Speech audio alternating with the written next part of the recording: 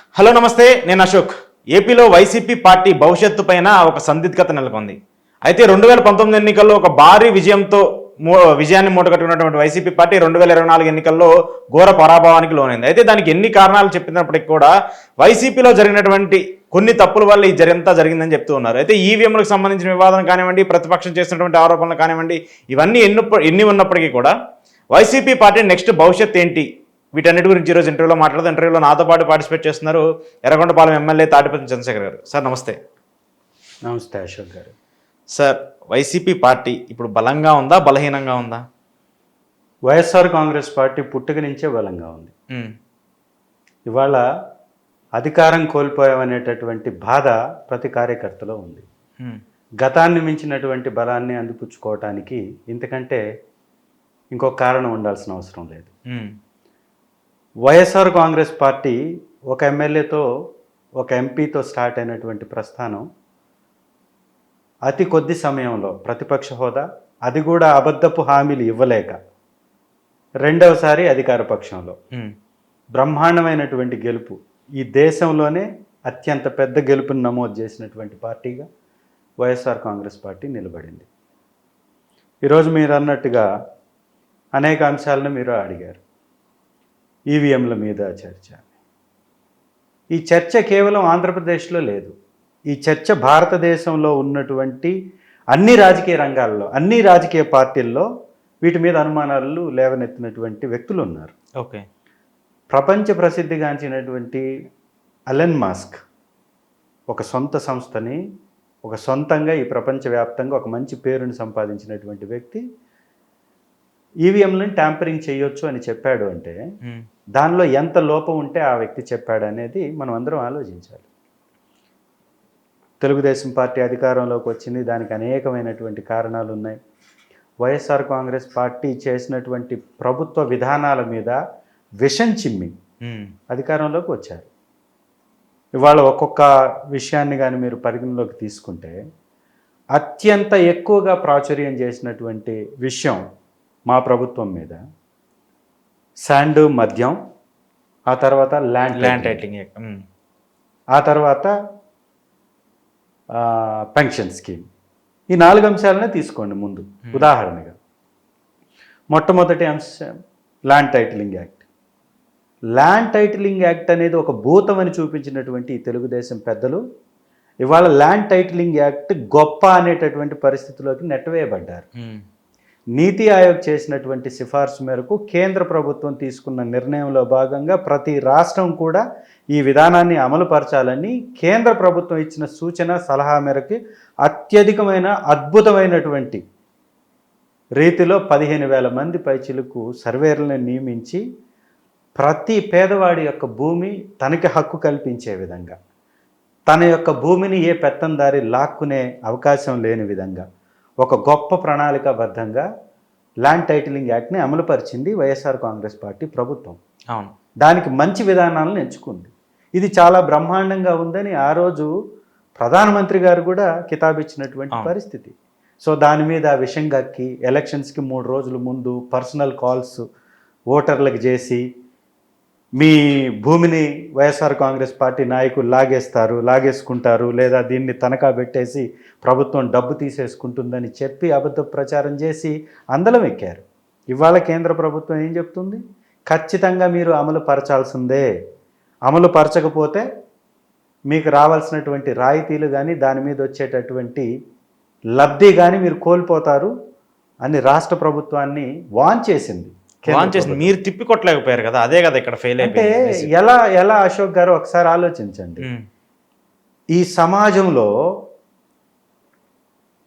సొంత మీడియా వ్యవస్థని, పెంపుడు మీడియా వ్యవస్థని కలిగి ఉన్నటువంటి తెలుగుదేశం పార్టీ తన పెంపుడు మీడియా వ్యవస్థతోటి ఒక అబద్ధాన్ని నిజాన్ని అబద్ధంగా ప్రచారం చేయడంలో దిట్ట అనేది అందరికీ తెలుసు.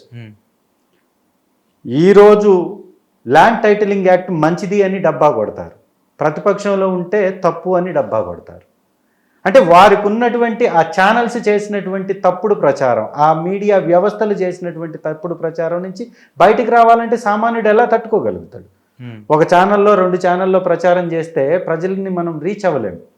వారికి ఉన్న విధంగా ఒక 10 పెంపుడు ఛానల్స్ మాకు లేవు, 4 పెంపుడు పత్రికలు మాకు లేవు. సో ఇవన్నిటి ద్వారా రోజు వర్షాన్ని కురిపించి ఆ వర్షపు ఆ ప్రచారంలో ప్రతి ఒక్కరు ఆహా ఇది నిజమేమో అని అనుకునేలాగా చేసి అందలం ఎక్కారు. ఇవాళ ఒక్కొక్కటి బయటపడుతుంది. ప్రజలే విసుక్కుంటున్నటువంటి పరిస్థితి, ప్రజలే తిరగబడుతున్నటువంటి పరిస్థితి. ప్రజలు ఇదా వీరి యొక్క బుద్ధి అని తెలిసినా కూడా ఆశపడి వేశారు ఓట్లు. ఇవాళ మళ్ళీ నిజమే కదా ఇతని బుద్ధి ఇదే కదా అని అనుకునేటటువంటి పరిస్థితి. సో ఈ రోజు ఉన్నటువంటి ఈ పరిస్థితిలో దాదాపు 3 నెలలు అవుతుంది ప్రభుత్వం ఏర్పడి. ఈ 3 నెలల్లో చూడండి ఒక్కొక్క వ్యవస్థ ఏ విధంగా నిర్వీర్యం అయిపోతుంది. ఇసుక విధానం 70 లక్షల టన్నుల ఇసుక రీచ్ల్లో కాకుండా స్టాక్ యార్డ్స్లో మా ప్రభుత్వం దిగిపోయే నాటికి ఉంది. ఇవాళ దాన్ని 25 లక్షలకి దిగిపోయింది. ₹1 ఖజానాకి జమావుల ప్రభుత్వ ఖజానాకి. ఇసుక మాత్రం దొంగిలించబడింది, ఎత్తివేయబడింది, తరలించబడింది. ఇదంతా ఎవరు చేశారు? కేవలం ఒక పార్టీ నాయకులు. ప్రజలకు జరిగిన మేలేంటి దీనిలో ఆలోచించాలి. రెండవది మద్య విధానం. ఏవైతే డిస్టిలరీస్ ప్రభుత్వంకి సప్లై చేసిందో ఆ మద్యంలో విషానికి సంబంధించినటువంటి నమూనాలు ఉన్నాయని ప్రచారం చేశారు. మరి 3 నెలల నుంచి ఏదైతే సప్లై చేస్తున్నటువంటి మద్యం ఉందో ఏ కంపెనీల నుంచి సార్ తీసుకుంటుంది? అదే కంపెనీల నుంచి కదా, అదే డిస్టిలరీస్ నుంచి తీసుకుంటున్నారు కదా. మరి ఏమైంది మీరు చెప్పినటువంటి కొత్త మద్యం పాలసీని తీసుకొస్తా ఉన్నారు ఈ 3 నెలలు తాగొచ్చా? అప్పుడు ఆ విషం కాస్త అమృతం అయిపోయిందా? అంటే మీరు చెప్పే మాటకి చేసే పనికి పొంతనుందా, పోలికుందా? 95 మోడల్ అని చంద్రబాబు నాయుడు గారు చెప్పుకుంటున్నారు. నిజంగా 95 మోడల్ చంద్రబాబు నాయుడు గారు ఏంటో తెలుసా? అరక దున్నినటువంటి ఆ చేలలో విషపు విత్తనాలు మొలిచినటువంటి రోజులు అవి.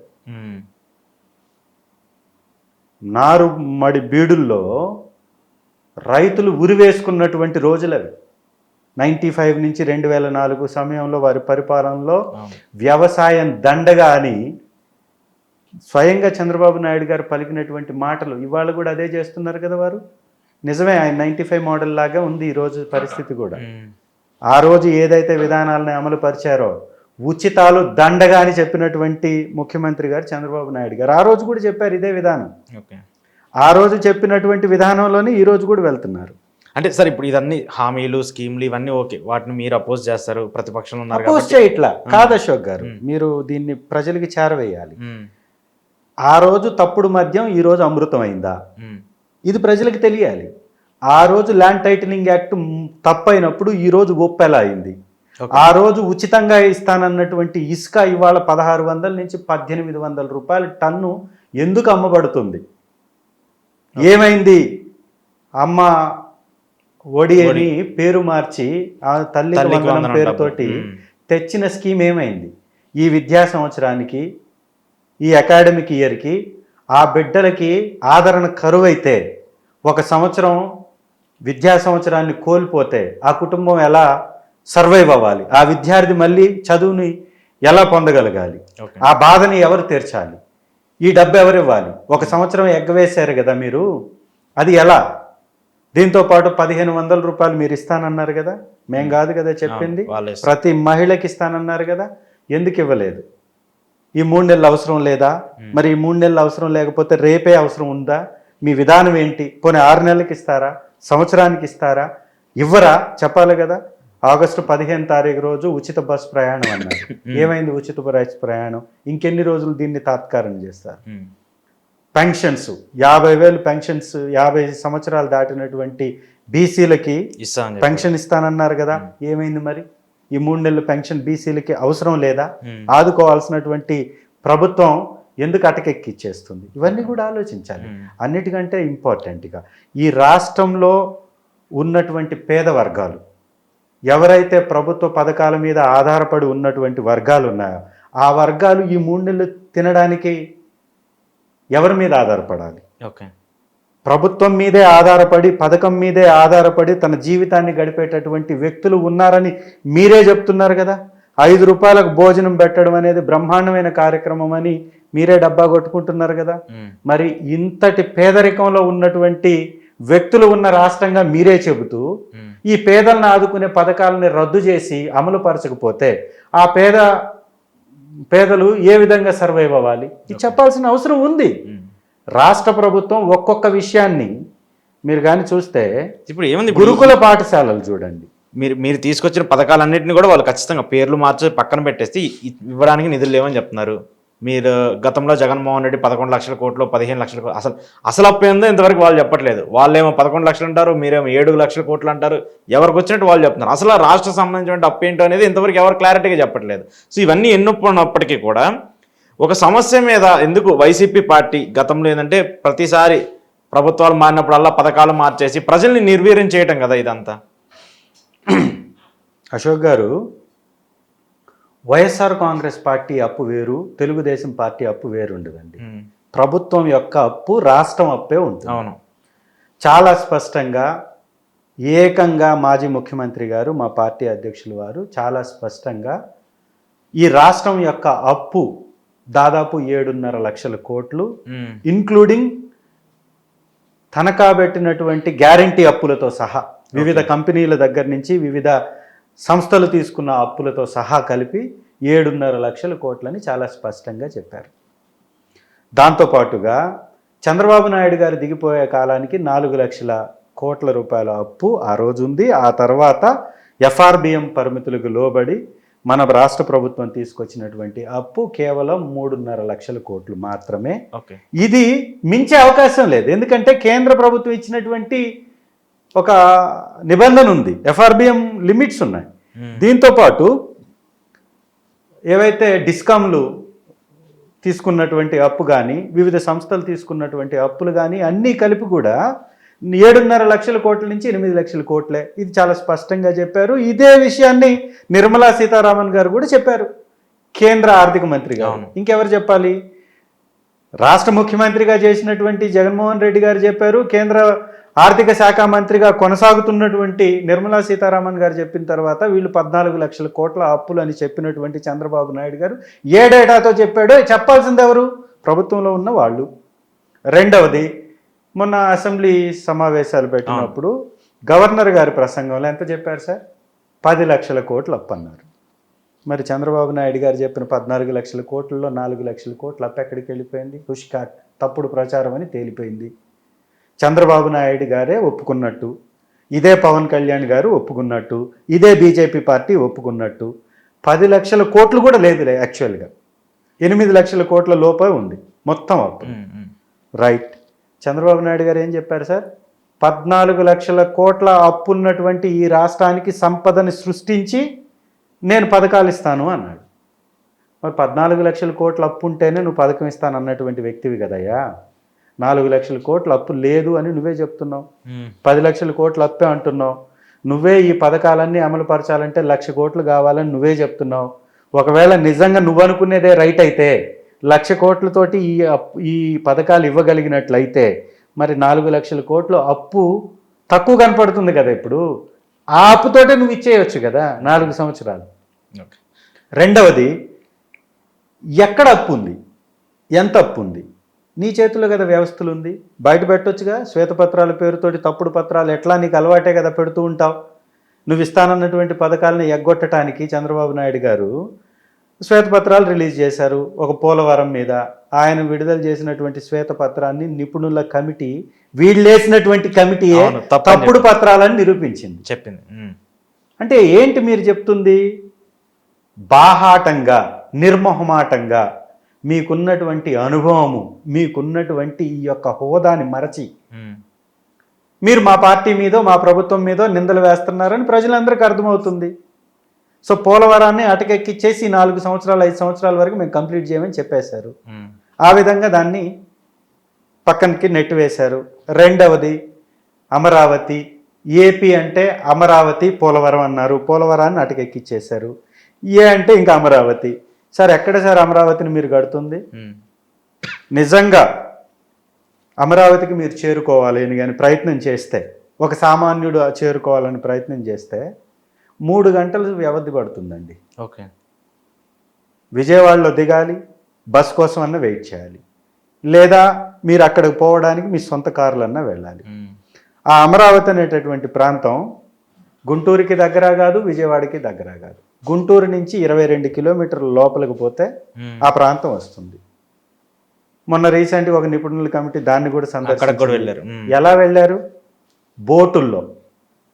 అంటే వర్షపాతం నమోదైందా? నమోదైందా వర్షపాతం?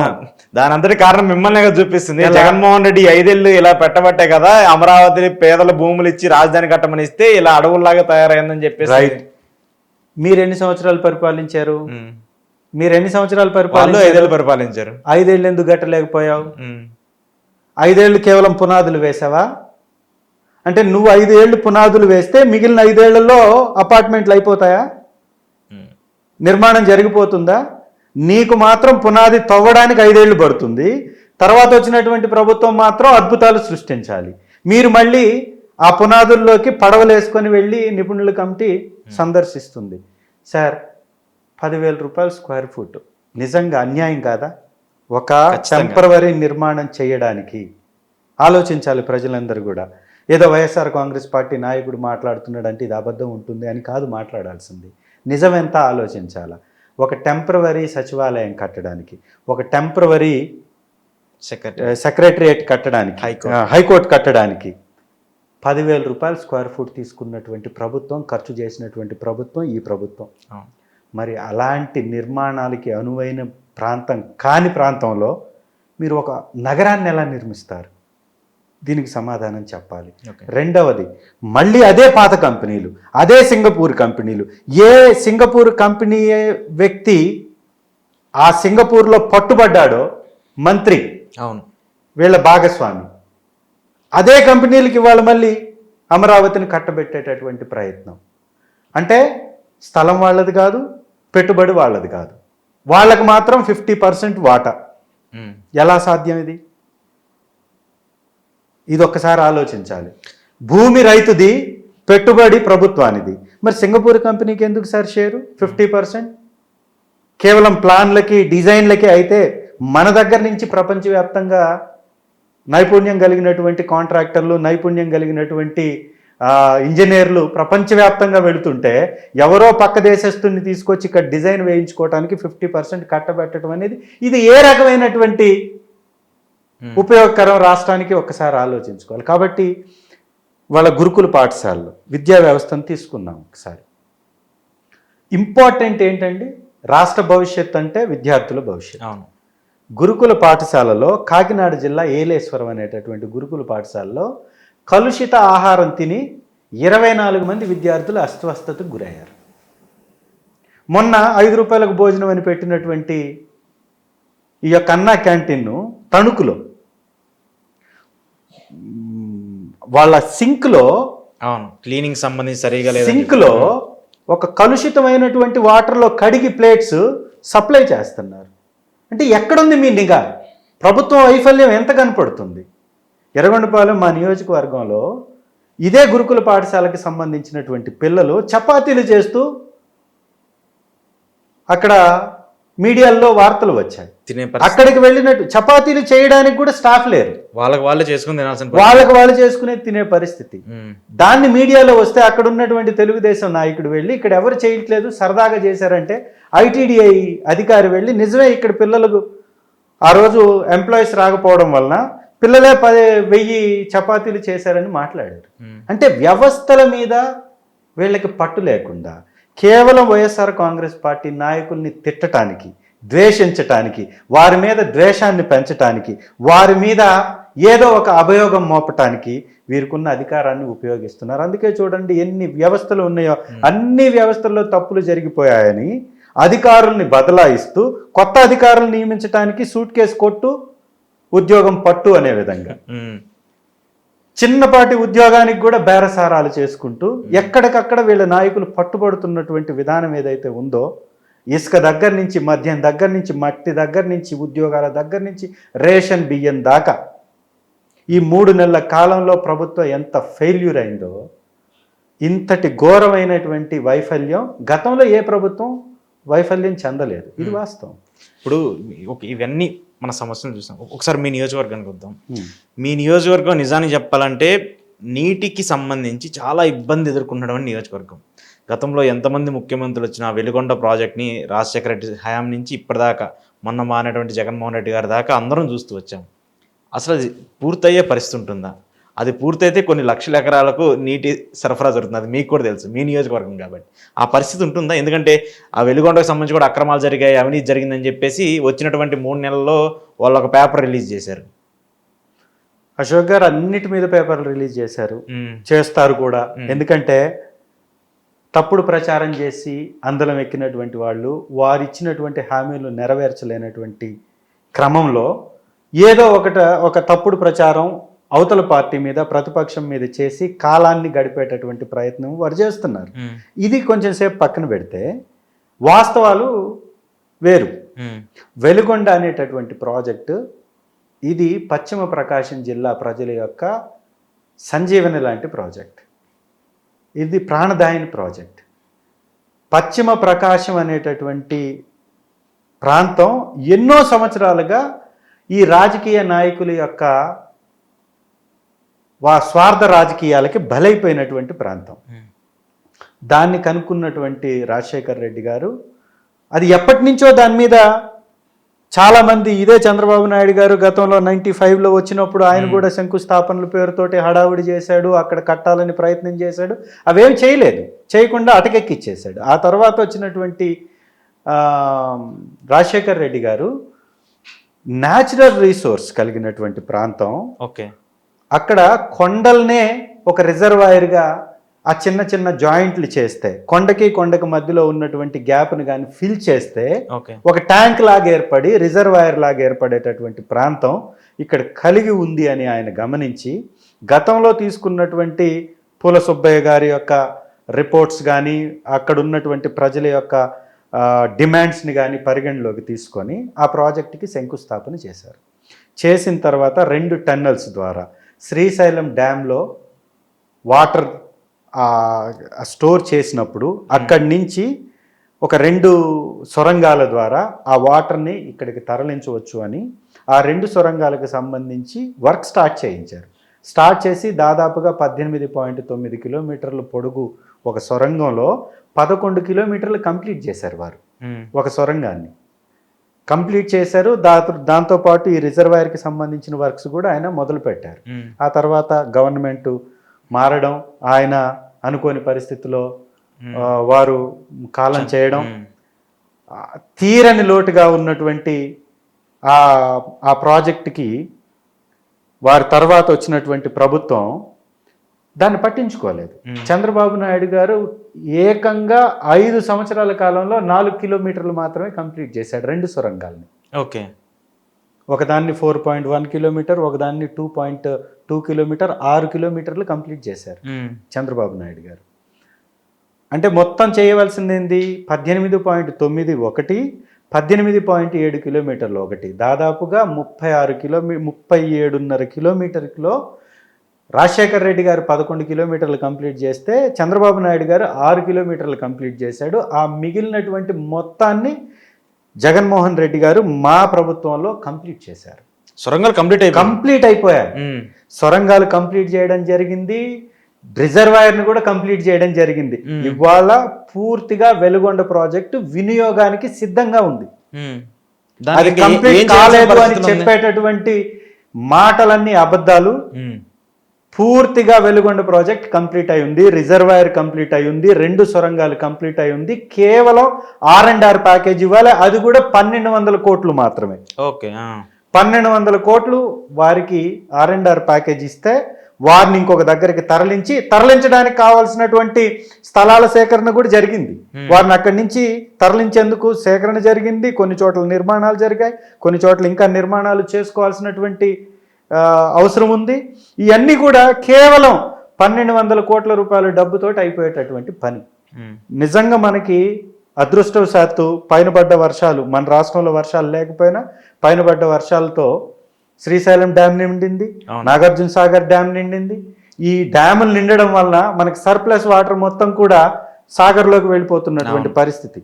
సముద్రంలోకి వెళ్ళిపోతున్నటువంటి పరిస్థితి. 1200 కోట్లు రిలీజ్ చేస్తే వెలుగొండని నింపొచ్చు. ఓకే. ఈ 1200 కోట్లు వెలుగొండని నింపితే ఇచ్చి ఆ క్రెడిట్ జగన్మోహన్ రెడ్డి గారికి వస్తుంది, లేదా రాజశేఖర్ రెడ్డి గారికి వస్తుందనే ఒక తప్పుడు ఆలోచనతో తప్ప దాన్ని నింపకుండా ఆపడం ఈ ప్రభుత్వం ఇంకొక కారణమే లేదు. ఎంత అప్పుసారి చేసింది? ఈ 3 నెలల్లో 15,000 కోట్ల రూపాయల అప్పుని ఆర్బీఐ దగ్గర నుంచి చేసింది వాస్తవమా కాదా? 15,000 కోట్లు. 5,200 కోట్లు జిఎస్టీ డబ్బు ఈ ప్రభుత్వానికి వచ్చింది వాస్తవమా కాదా? మరి 20,000 కోట్ల రూపాయల డబ్బు కలిగినటువంటి ఈ ప్రభుత్వం ఈ 3 నెలల కాలంలో 1,200 కోట్లు రిలీజ్ చేయలేదా వెలుగొండకి? Okay. So only R&R package, R&R package ఇస్తే వెలుగొండ నింపొచ్చు. వెలుగొండ నింపడం ద్వారా మా నియోజకవర్గంలో ఉన్నటువంటి 3 మండలాలకి తీగలేరు అనేటటువంటి కెనాల్ ద్వారా వాటర్ని తీసుకోవచ్చు. దాంతోపాటుగా అక్కడ ఉన్నటువంటి ఆ చుట్టుపక్కల ఉన్నటువంటి 3 జిల్లాలకి 4,60,000 ఎకరాలకి సాగుకు నీరు అందిస్తుంది. ఓకే. 15 లక్షల జనాభాకి తాగునీరు అందించేటటువంటి ప్రాజెక్ట్ అది. ఓకే. ఇంత గొప్ప ప్రాజెక్టుని ఈ విధంగా వదిలేసి దాని మీద తప్పుడు ప్రచారాలు చేస్తూ మొన్న ఒక విజిట్ కూడా చేశారు మంత్రులందరూ. మరి వాళ్ళు ఏం చూసిపోయారో తెలియదు. ఈ ప్రాజెక్ట్ని జగన్మోహన్ రెడ్డి గారు ఆ రోజు ముఖ్యమంత్రి గారి హోదాలో ఎలక్షన్స్కి 2 నెలల ముందు ఇది జాతికి అంకితం చేస్తూ ప్రారంభోత్సవం చేశారు. టన్నెల్స్ కంప్లీట్ అయింది, రిజర్వాయర్ కంప్లీట్ అయింది కాబట్టి ప్రారంభోత్సవం జరిగింది. ప్రారంభోత్సవం జరగలేదు అని చెప్తున్నటువంటి వ్యక్తులు లేదా కంప్లీట్ కాలేదన్నటువంటి వ్యక్తులు కానీ వస్తే నేను సిద్ధం వారికి చర్చ చేయడానికి, వారితో పాటు నేను తీసుకెళ్లి చూపించడానికి నేను సిద్ధం. అక్కడ ఉన్నటువంటి తెలుగుదేశం పశ్చిమ ప్రకాశం నాయకులకు కూడా నేను ఇదే కోరుతున్నాను. నిజంగా ఈ రాజకీయాలు ఉంటాయి, ఒక్కొక్కసారి ఓటమి గెలుపు అనేది ఏ పార్టీకైనా వస్తుంది. బట్ అక్కడ ప్రజల యొక్క దాహాన్ని తీర్చి, అక్కడ ప్రజల యొక్క వ్యవసాయ అవసరాలను తీర్చేటటువంటి ఈ ప్రాజెక్టుని కాపాడుకోవాల్సినటువంటి బాధ్యత మీకు ఉంది అనేది వాళ్ళు గుర్తెరగాలి. ఓకే. తెలుగుదేశం పార్టీలో గెలిచినటువంటి వాళ్ళు కూడా దీని మీద బాధ్యతగా వ్యవహరించాలి. వెలుగొండ ప్రాజెక్ట్ అనేటటువంటి ప్రాజెక్టు వలన పశ్చిమ ప్రకాశం సస్యశ్యామలం అవుతుంది. కాబట్టి ఆ ప్రాజెక్ట్ ఇప్పుడు రెడీగా ఉంది. 1,200 కోట్లు ఇస్తే అక్కడ ప్రజల్ని తరలించవచ్చు. ఓకే.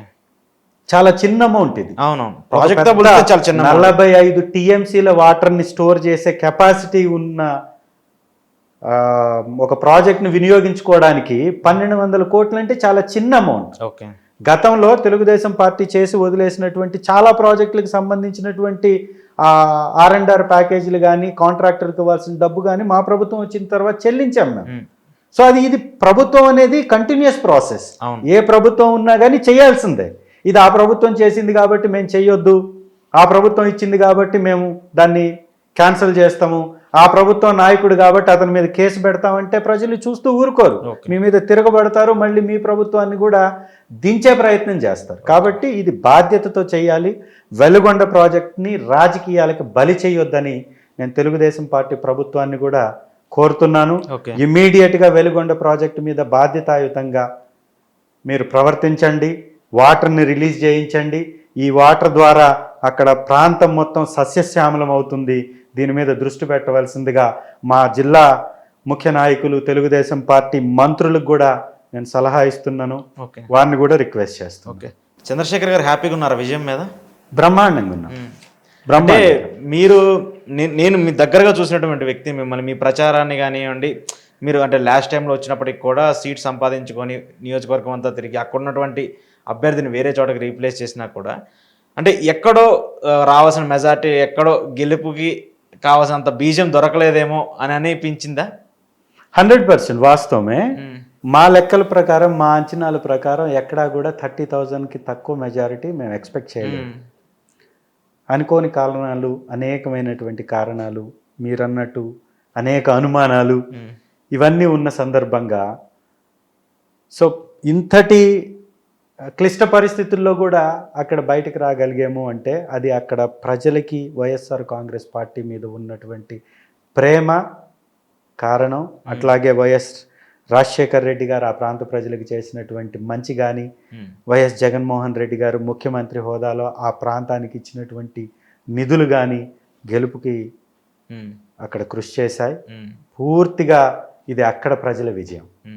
అసెంబ్లీలో కూర్చున్నప్పుడు, మీరు కూడా అసెంబ్లీలో ఇప్పుడు ఒక సభ్యులు కాబట్టి కూర్చున్నప్పుడు 11 మంది ఒక పక్కన ఉన్నప్పుడు ఆ సంఖ్యను చూసినప్పుడు బాధ కనిపించట్లేదు. అదే 151 మంది మేము ఇంతమంది ఉండి ఒకప్పుడు ఈ సభనంతా అంటే ఎలా మాట్లాడే విధానం అందరూ చూసినప్పుడు ఎక్కడ తప్పు చేశాము, ప్రజలు తప్పు అయిందా, లేదంటే జగన్మోహన్ రెడ్డి తప్పు అయ్యాడా, లేదంటే పార్టీ తప్పు అయిందా అన్న ఆలోచన వచ్చినప్పుడు కొంచెం మదన పడుతూ ఉంటారు కదా.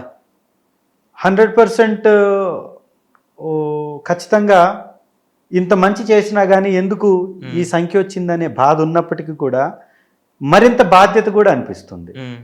ఎందుకు మరింత బాధ్యతగా అనిపిస్తుంది అంటే, మేము చేసినటువంటి మంచి మీద తప్పుడు ప్రచారం చేసి గెలిచినటువంటి తెలుగుదేశం పార్టీ వారిచ్చిన హామీలు నెరవేర్చడంలో విఫలమవడం, ఇక్కడ ప్రాంత ప్రజలకి తీరని నష్టం జరుగుతుంది అనేటటువంటి విషయం మీద పోరాడాలనేటటువంటి బాధ్యత కూడా పెరుగుతుంది. దాంతోపాటుగా మీరన్నట్టుగా ఈ విజయం కేవలం మా ఓటమే కాదు, ఖచ్చితంగా దీనిలో అనేక రకాలైనటువంటి కుయుక్తులు కూడా వీటిలో భాగం కలిగి ఉన్నాయి. కాబట్టి ఖచ్చితంగా ప్రజలు ఓటు వేశారు కాబట్టే, ప్రజలకి మాపై నమ్మకం ఉంది కాబట్టే, ప్రేమ ఉంది కాబట్టే, పార్టీ మీద మమకారం ఉంది కాబట్టే ఇప్పుడు కూడా 40% ఓట్లకి తగ్గలేదు.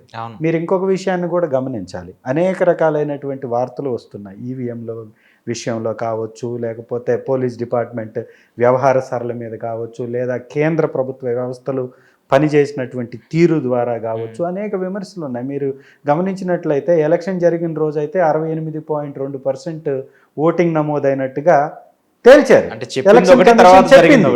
తర్వాత 81% అంటే 12% అత్యధిక పోలింగ్ నమోదైనట్టుగా కూడా చూపించడం జరిగింది. మీరు దేశవ్యాప్తంగా గమనిస్తే ఎన్డీఏ కూటమి అతి తక్కువ సీట్లని పొందింది మొదట జరిగిన 3 టర్మ్లో.